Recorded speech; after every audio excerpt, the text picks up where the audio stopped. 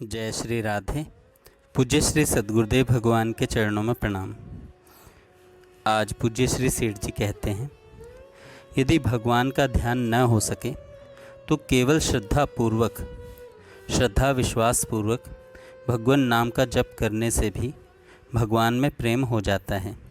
श्री तुलसीदास जी कहते हैं, सुमिरिये नाम रूप बिनु देखे, आवत हृदय स्नेह विशेष।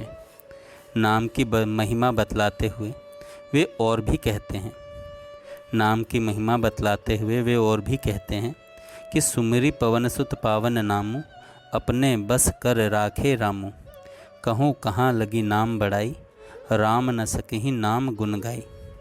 इसी प्रकार केवल कीर्तन से भी भगवान में अनन्य और विशुद्ध प्रेम हो जाता है, जिससे भगवान प्रत्यक्ष दर्शन दे देते हैं। सुना जाता है, जब श्री चैतन्य महाप्रभु कीर्तन किया करते थे तब वे प्रेम में इतने मग्न हो जाते थे कि पशु भी उनके कीर्तन को देख सुनकर नाचने लग जाते थे।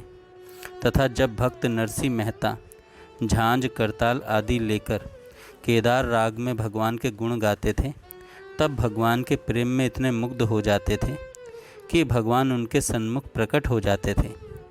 एवं मीराबाई जब अपने महल में घुंघरू बांधकर भगवत गुणगान करती हुई नाचने लगती, तब उनके प्रेम से भगवान उनके सन्मुख प्रकट हो जाते और वे उनसे वार्तालाप किया करती थी। अतः कीर्तन से भी भगवान में प्रेम की उत्पत्ति और वृद्धि हो जाती है। श्रीमद् भागवत में बतलाया गया है, जो श्रद्धालु मनुष्य इस प्रकार नियम पूर्वक आचरण करता है, उसके हृदय में अपने प्रियतम प्रभु के नाम कीर्तन से भगवत अनुराग उत्पन्न हो जाता है। उसका चित्त द्रवित हो उठता है।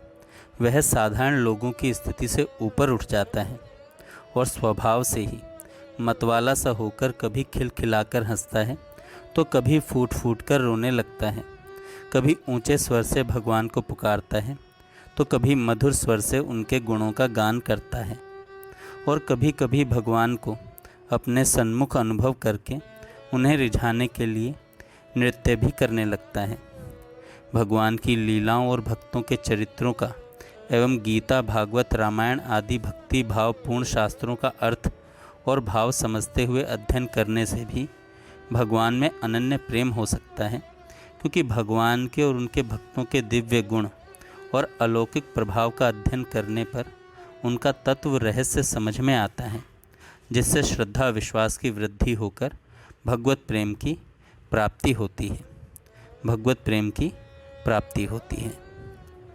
जय श्री राधे। जय श्री राधे।